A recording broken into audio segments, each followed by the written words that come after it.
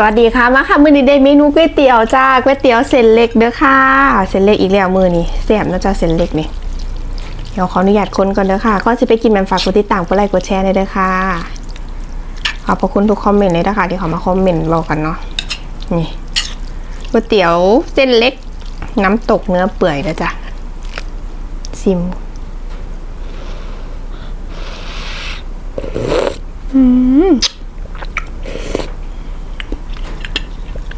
แซ่บ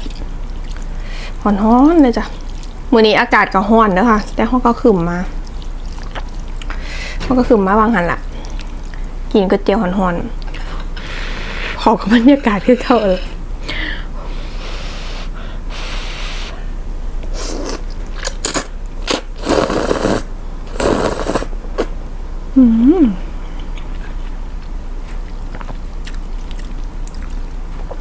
แซ่บ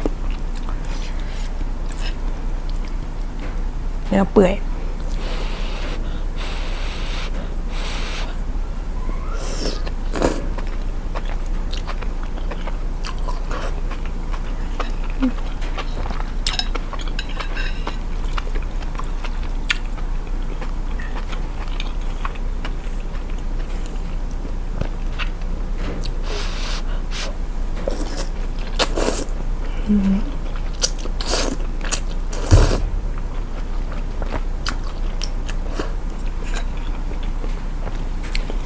เดี๋ยวอย่างกินข้าวเที่ยงแล้วค่ะ